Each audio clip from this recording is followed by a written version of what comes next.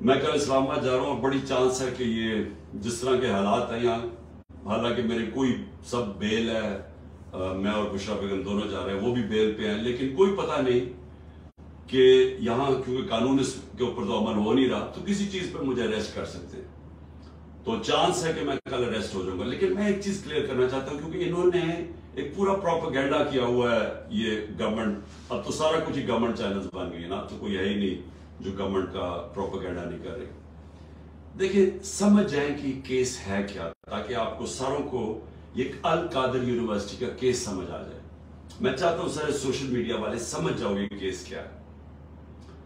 Case یہ ہے کہ میں نے فیصلہ کیا تھا کہ میں سیرت النبی کے اوپر اس ملک کی فیوچر لیڈرشپ ڈیولپ کرنے کے لیے وہاں ریسرچ کروائیں، ایک یونیورسٹی بنائیں القادر کی، ساتھ اس میں ماڈرن ٹیکنالوجیز، اس میں آرٹیفیشل انٹیلیجنس وغیرہ وہ بھی ہم پڑھائیں۔ لیکن اس کا مقصد یہ تھا، کیونکہ وہ دنیا کی تاریخ کے سب سے بڑے لیڈر تھے، فیوچر لیڈرز پروڈیوس کریں پاکستان میں، ان کی سیرت کے اوپر، ان کی کوالٹیز کے اوپر، کہ کبھی ہم نے اس کے اوپر کوشش نہیں کی اپنے لوگوں کو، ہم دینی باتیں کرتے رہتے ہیں، ان کی دینی سائڈ، لیکن ان کی زندگی، ان کی جو سنت ہے اس کو عمل میں لانے کی کوشش نہیں کرتے۔ تو یہ مقصد تھا اس یونیورسٹی کا۔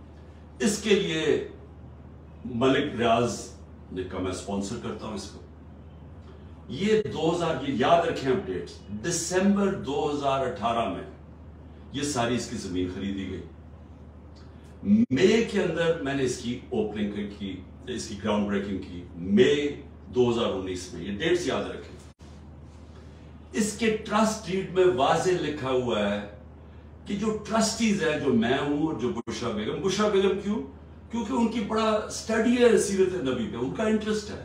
تو عموماً ٹرسٹیز وہ ہوتے ہیں جن کو کسی چیز میں ٹرسٹ ہوتا ہے، مثلا بچے کئیوں کے ڈسیبلڈ ہوتے ہیں، وہ ڈسیبلڈ انسٹیٹیوشنز میں انٹرسٹڈ ہو جاتے ہیں، یعنی خیراتی ادارے ایسے چلتے ہیں، تو وہ ٹرسٹی بن گئے۔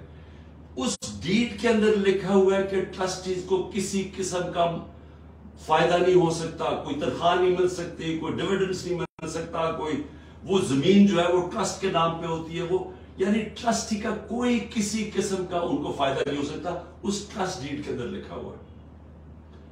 اب اس کے بعد دسمبر کے اندر ایک اگریمنٹ ہوتی ہے، اب یہ ذرا غور سے سنیں، یہ مئی میں اس کی اوپننگ ہو جاتی ہے، بلڈنگ بننی شروع ہو جاتی ہے، جو بھی پیسہ آتا ہے وہ سارا بلڈنگ میں سب اکاؤنٹڈ ہے، وہ ٹرسٹ چلا رہا ہے، وہ ٹرسٹ کے اکاؤنٹس ہیں، آڈٹ ہیں، سب کچھ اویلیبل ہے نیب کے پاس۔ اب ہوتا کیا ہے کہ دسمبر کے اندر ایک اگریمنٹ سائن ہوتی ہے ملک ریاض کی اور انگلینڈ کا، جس کو NCA کہتے ہیں، ان کا ایک ادارہ ہوتا ہے انگلینڈ کے اندر، اس کے بیچ میں اگریمنٹ سائن ہوتی ہے۔ انہوں نے ملک ریاض کے اکاؤنٹس فریز کیے ہوتے ہیں کہ سسپیکٹڈ ٹرانزیکشن ہے، یعنی ہم سسپیشس ٹرانزیکشن ہیں، ادھر انہوں نے اکاؤنٹ فریز کیے ہوتے ہیں۔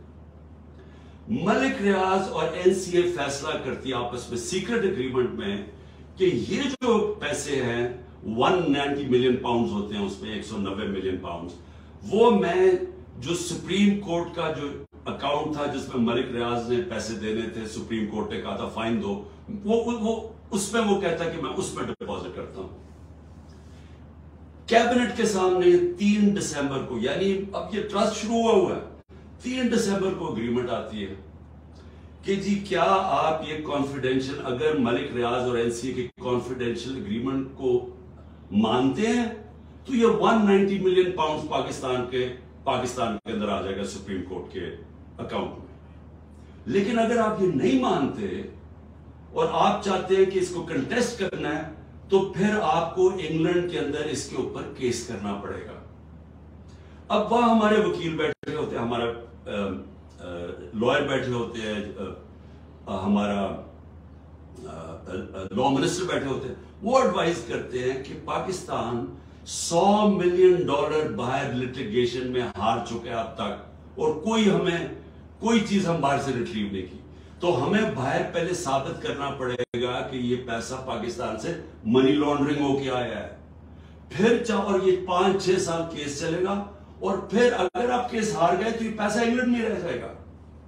یہ کیبنٹ کے سامنے یہ فیصلہ آیا، یا آپ $190 ملین پاؤنڈ لے لیں اور پاکستان کی سپریم کورٹ میں چلا جائے، اور یا پھر یہ پیسہ آپ کنٹیسٹ کرنا چاہتے ہیں تو کیس کر کے انگلینڈ میں اپنی کریں، اور اگر آپ جیت جاتے ہیں 5-6 سال لگیں گے پاکستان آ جائے گا، لیکن اگر آپ نہیں جیتتے تو وہ انگلینڈ میں رہ جائے گا۔ یہ تھا فیصلہ۔ کیبنٹ فیصلہ کرتی ہے کہ جی ہمیں 190 ملین پاؤنڈ آ رہا ہے، کبھی اتنا پیسہ آیا نہیں، ہم ایکسپٹ کر جاتے ہیں۔ اب یہ کیس انہوں نے میرے اوپر کیا بنایا کہ جناب میں نے حالانکہ مجھے ذاتی طور پہ فائدہ ہوا ہے، مجھے ذاتی طور پہ کیسے فائدہ ہوا ہے؟ وہ جو $190 ملین ہے وہ آج پڑا ہوا ہے سپریم کورٹ کے اکاؤنٹ میں۔